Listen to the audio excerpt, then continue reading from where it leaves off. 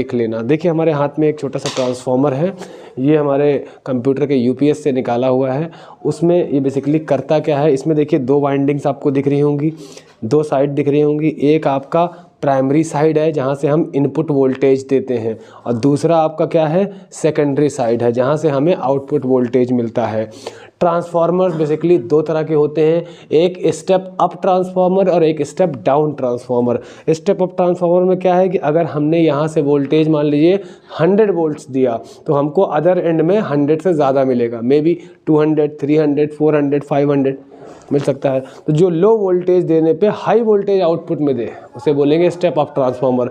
और जो high voltage दिया, मान लो हमने 1000 वोल्ट दिया और इसने कन्वर्ट करके उसको 100 वोल्ट कर दिया या 6 वोल्ट कर दिया, जो हाई वोल्टेज को लो वोल्टेज कर देगा, that type of transformer is called as your step down transformer.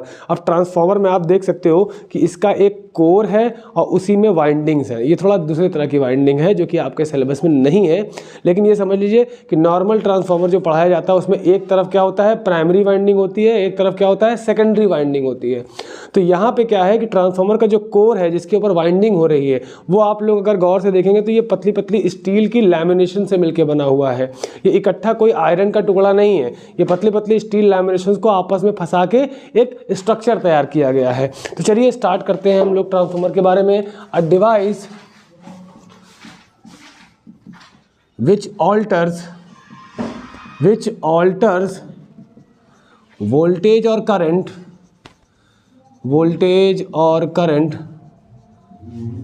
without change in frequency को बिना बदले, without change in frequency, पहली डेफिनेशन। दूसरी डेफिनेशन यह है कि transformer works on the principle of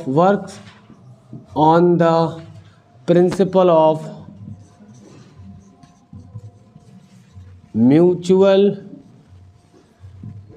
inductance. Transformer किस प्रिंसिपल पे काम करता है, म्यूचुअल इंडक्टेंस पे काम करता है। अब देखिए जैसे मान लीजिए कि ये ट्रांसफार्मर का स्ट्रक्चर है, ये उसका कोर है जो स्टील लैमिनेशन से मिलके बना है। इसमें दो साइड होगी, दोनों में तार लपेटी होगी कॉपर की। यहाँ पे हमने इनपुट वोल्टेज ऑल्टरनेटिंग करंट के फॉर्म में दिया, एसी इनपुट, और ये आपका प्राइमरी साइड है, मतलब इसको भी प्राइमरी ही कहते हैं।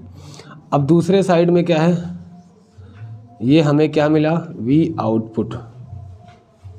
इसको हम लोग सेकेंडरी साइड भी कहते हैं। यस।